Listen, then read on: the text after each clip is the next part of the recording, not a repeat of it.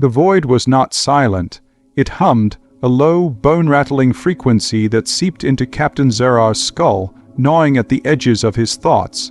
The Erebus his ship, drifted through the uncharted fringes of the NGC 7293 Nebula, a region no human vessel had ever breached. The crew called it the Helix Nebula, a poetic name for a place that felt like the universe's graveyard. Stars here were not born, they decayed, their light curdled into sickly hues that painted the ship's hull in shades of bruise and rot. Zarrar stood on the bridge, staring through the viewport at the swirling miasma of gas and dust, feeling the weight of the cosmos pressing against his chest. He was a man of logic, hardened by decades of command, yet something about this place made his pulse stutter, his palms sweat beneath his gloves. The mission had been vague from the start, a cryptic directive from Earth's unified command: investigate an anomalous signal emanating from the nebula's core. The signal wasn't radio, wasn't light, wasn't anything they could classify. It was a pulse, a rhythm that seemed to mimic the cadence of a heartbeat, but impossibly slow, each beat spanning hours. The scientists back home called it the whisper, a name that made Zarrar's skin crawl. He didn't trust names that tried to humanize the unknown. The unknown didn't care about your metaphors, it just consumed. His crew was small, 7 souls, including himself. Dr. Lena Voss, the xenobiologist, had been the first to notice the signal's effect on them. "It's not just sound," she'd said, her voice tight, her eyes darting to the shadows in the mess hall. "It's invasive, like it's rewriting our neural patterns." She'd shown him scans, jagged peaks and valleys in their brain activity, spikes that correlated with the signal's pulses. Zarrar had dismissed it as stress, but he couldn't ignore the way his dreams had turned viscous, filled with images of endless corridors and eyes that weren't eyes, watching from beyond the stars. Now, 3 weeks into the mission, the Erebus was a pressure cooker. Engineer Patel hadn't spoken in days, his hands trembling as he recalibrated the engines. Navigator Chen kept muttering about shapes in the nebula, forms that vanished when you tried to focus on them. Even Voss, the steadiest of them, had taken to scratching equations into the walls of her quarters, symbols that made no sense, loops and spirals that hurt to look at. Zarrar felt it too, the creeping sense that the ship was no longer theirs, that something else was riding along, unseen, patient. The signal grew stronger as they neared the nebula's core. Instruments failed, then rebooted with data that contradicted itself.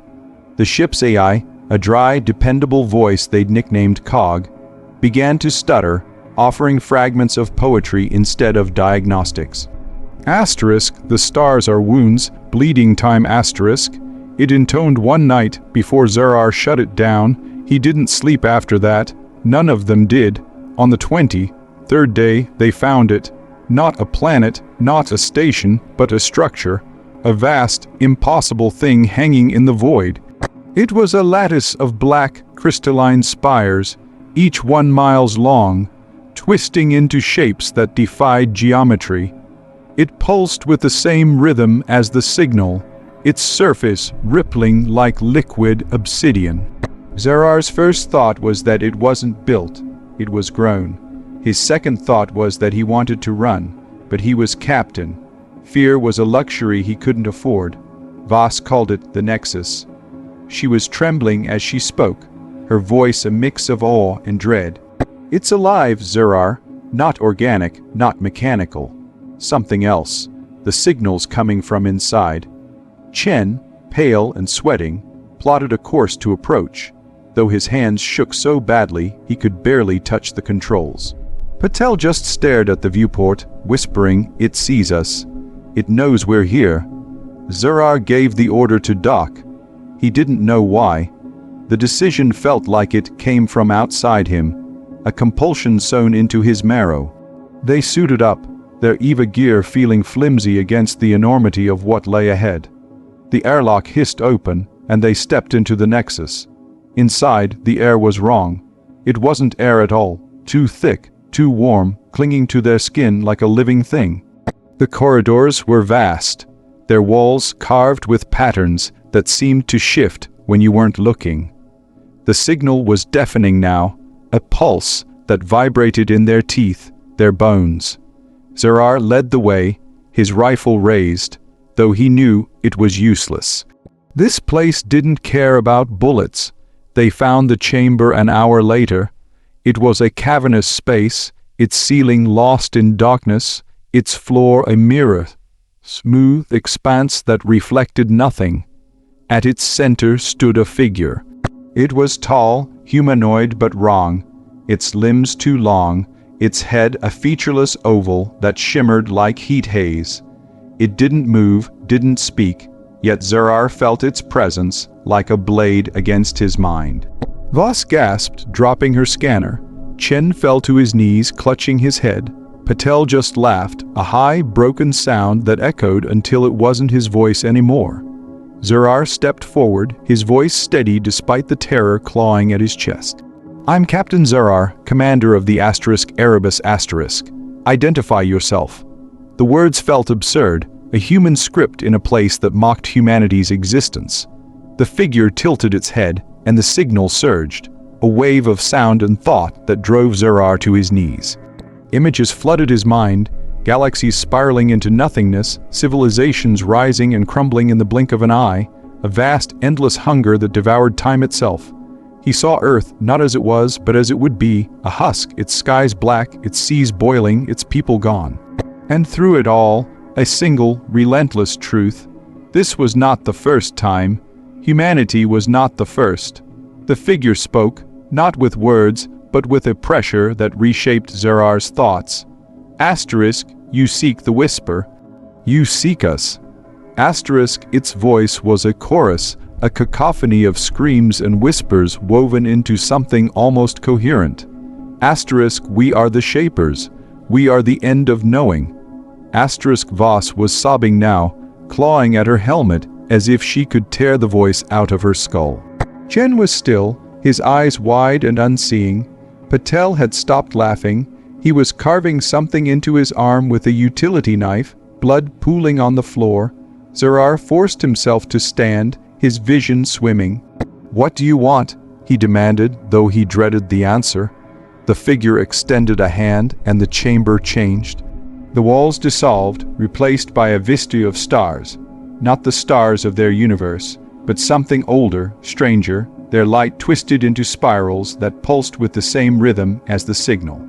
Zarrar saw things moving in the dark, vast shapes that weren't ships or creatures but something in between, their forms fracturing the fabric of space.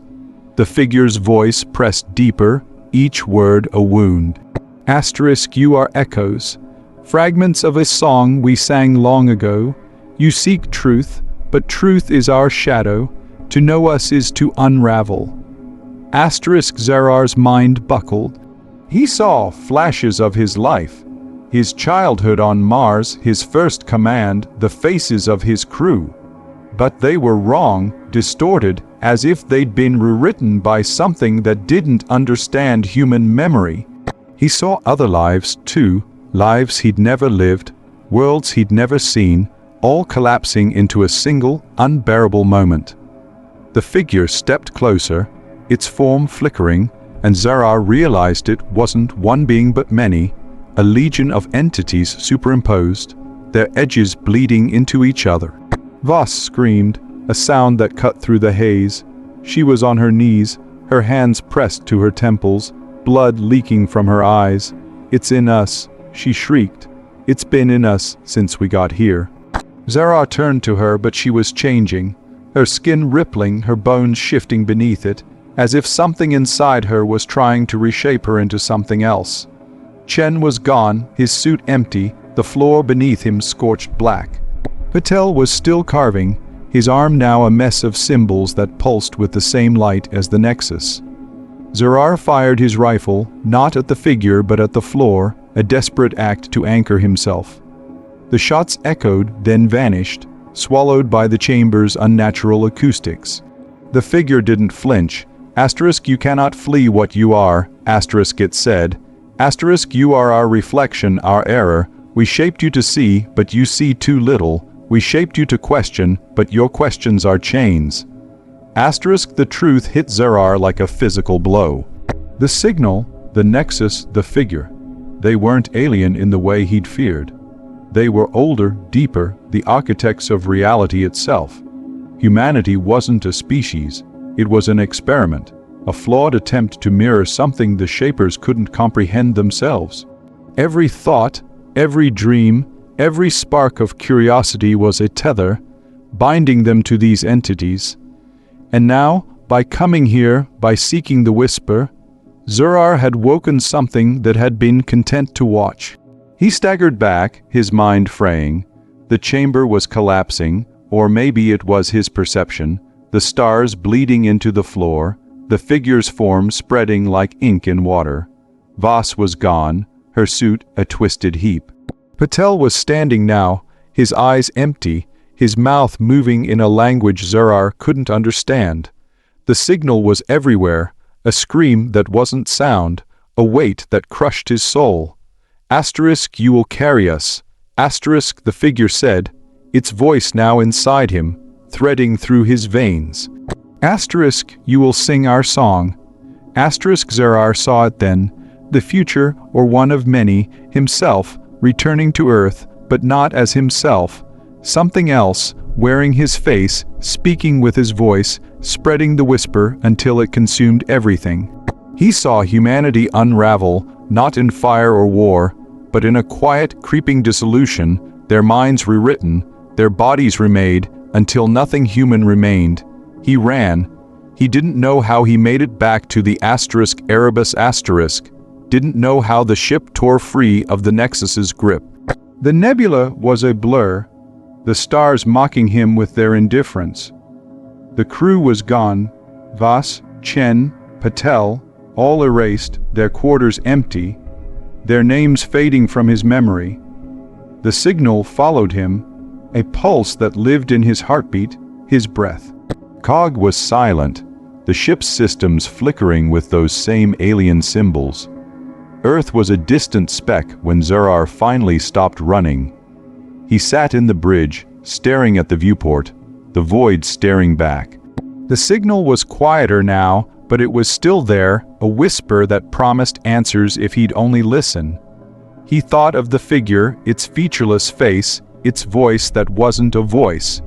He thought of the shapers, their endless hunger for something they couldn't name. He thought of humanity, fragile and fleeting, a spark in a cosmos that didn't care. He activated the ship's recorder, his voice hoarse, barely his own. "This is Captain Zarrar, commander of the Erebus *. If you find this, don't come looking. Don't seek the whisper. Some truths aren't meant for us. Some truths unmake us." He hesitated, then added, "I'm sorry." He set the ship's course for the nebula's core, back to the Nexus. He didn't know if he could destroy it, didn't know if he was even in control anymore. The signal was louder now, a song he couldn't stop hearing. As the Erebus * plunged into the dark, Zarrar felt the weight of the cosmos lift, replaced by something worse, a certainty that he was no longer alone in his skin. The void swallowed the ship, and the stars went silent. Somewhere, in the vastness, the whisper continued, waiting for the next to hear its call. And in the dark, something ancient smiled, knowing the song would never end.